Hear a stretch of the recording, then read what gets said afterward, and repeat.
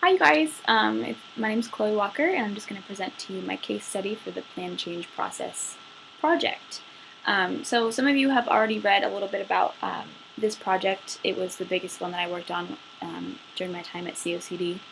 So some of it may sound a little bit familiar to you, but it's a macro level project. I didn't work with an individual.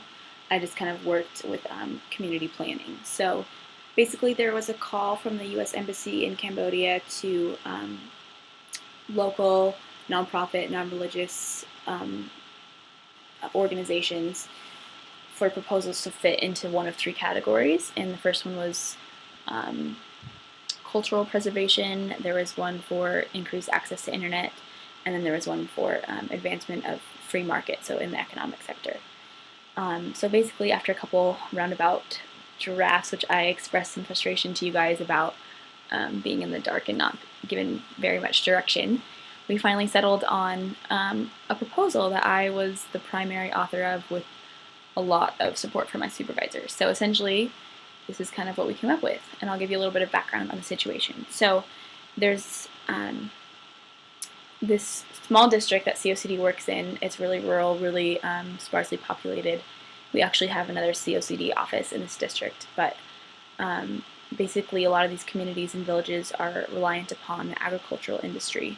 It's really big into farming, and the way that the land is, a lot of the villages are pretty distant from the crop fields. So the farmers kind of rely upon this group of middlemen to transport their crop from the field to the markets because they don't have the resources or the trucks basically to transport their product. So in past years, there's been kind of a pretty good agreement where everyone fared pretty well. The farmers would, purchase seed from the middlemen, go plant, and then agree that when the harvest came, they would sell back whatever they harvested to this particular middleman for an agreed price. And it generally worked pretty well.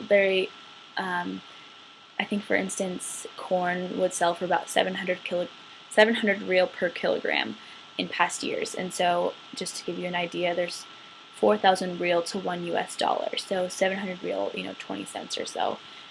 So it's all relative, but it worked pretty well for the farmers, and then the middlemen obviously would make a profit when they would go sell it in the markets. But the farmers needed this service because otherwise they have no access to the markets because they don't have the resources. But then last year, so probably about 14 months ago or so, the middlemen kind of decided that it would work to their advantage to get together and create an informal coalition, aka a monopoly for this small market, and they decided they would work together to significantly drive down the price that they would purchase goods from the farmers. So, for instance, corn, which I said sold for about 700 real per kilogram, in this past year sold for about 250 to 300 real, so over a 50% decrease in price, which directly correlated to decreased living standards and livelihoods for the farmers and their families. So it's a pretty significant issue, and one of the issues is that in Cambodia, while there might be laws regarding monopolies and these kind of corrupt market systems, implementation is a huge issue. So Cambodia actually has a lot of really good laws that have been written, but there's so much corruption. A lot of the police can be paid off and things like that. So implementation is just a big issue. So, but one of the really good strengths that we identified was that because COCD has worked in this area for a time and is familiar with a lot of the villagers there, which is kind of why they were referred to us. Basically, our staff there identified this issue and said, "Hey, we should probably do something to address this." So it's not like the community came to us, but we work closely with them, and they have identified the issue. So in a roundabout way, that's how we engage with them. But so yes, because COCD has worked there, there is an established self-help group that a lot of the farmers are already members of, and so this self-help group, it provides social empowerment. We help to identify vulnerable children, which we then will give scholarships to go to school. A lot of the members can take out low-interest loans, so it's a big presence in the community already, which is a really big strength, and something that we decided was such a strong strength that we would kind of play off that. to drive our proposal. So basically, the funding proposal consists of a series of workshops to work first to identify who might want to participate with the project, and then also to help socially empower them. That's kind of like the baseline message that we're going with, is that we don't want to go in and just implement some sort of quick fix for this problem that has arisen. We think the farmers are closest to the issue, and they will know best what kind of intervention would work best. And also, we would just really want to socially empower them and not just kind of come in as this driving force and implement some kind of project, even though we might have a good idea or solution.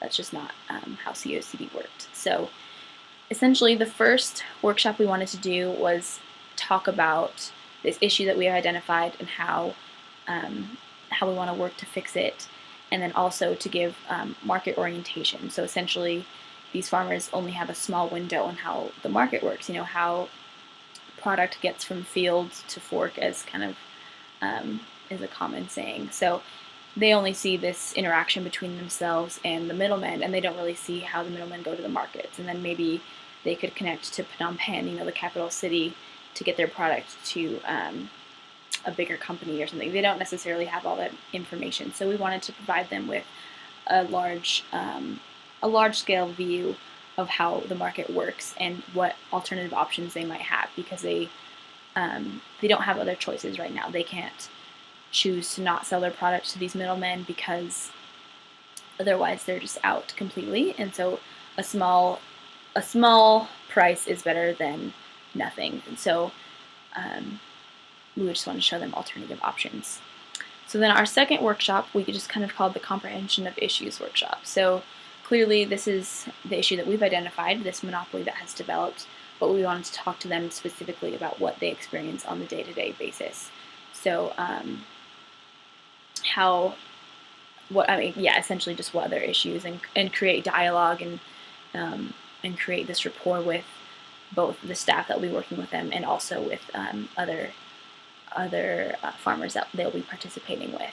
And also at this point, we kind of wanted to bring in a speaker from a different district who had a similar problem, and they worked to alleviate them, just to talk about other options that they may have, and how this farmer from this other community was able to work past this sort of monopoly that was developed. And that also gives them a sense of relatability, because when you come in as a big agency, it can seem a little bit distant. You can't really relate. So we wanted to do this to further build rapport and give hope to these farmers. So then our third workshop, we just called the Business Development Plan. So we want to essentially give technical support and kind of coaching to these farmers to work together in small groups or as individuals to create this alternative business plan, we call it. And so we would give them a certain length of time, maybe a few weeks or a month or so, to go and after we've given them some skills and some pointers on how to do it, but to go and just write how they, with a small budget, maybe could work to work around this group of middlemen and still get their product connected to the market. And so this is a huge deal with social empowerment, and really provides the opportunity for the farmers to choose their intervention, and to be, and it's really client focused, clearly, and task focused, which is really good, I think, for people that maybe aren't used to thinking in abstract, big picture kind of things, that they have their own step-by-step instructions of how they would go to fix the problem. It's just a really strong approach to working with these rural farmers. And then we would have another meeting where we would, based on guidelines that we would have given the farmers prior to their business development plan proposals, we would have them come back and show them which business plan we felt was the most provided the most promising outcome, was sustainable, was within budget, was attainable, like all of these different guidelines that we had laid out. And we would reveal which proposal we selected.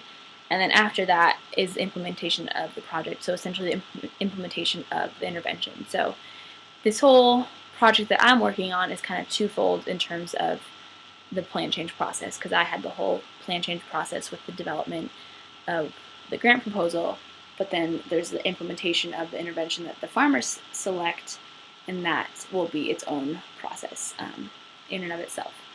So if we were to get funding, we would essentially use a lot of it on technical support and travel costs for staff to travel out to these rural areas.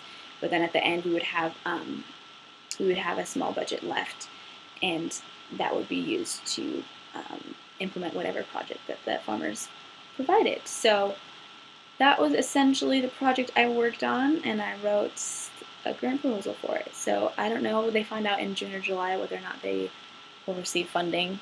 I don't have my hopes too high because there is a lot of entries for this. So I was just really grateful for the experience. It was a really wonderful learning experience to learn to write technically and to be really, really consistent with verbiage and all this stuff that my supervisor taught me. So I was really grateful for the experience. If you guys have any questions, let me know. If that was a little jumbled, sorry. I was trying to keep it all straight. So, alright. Thanks so much, you guys.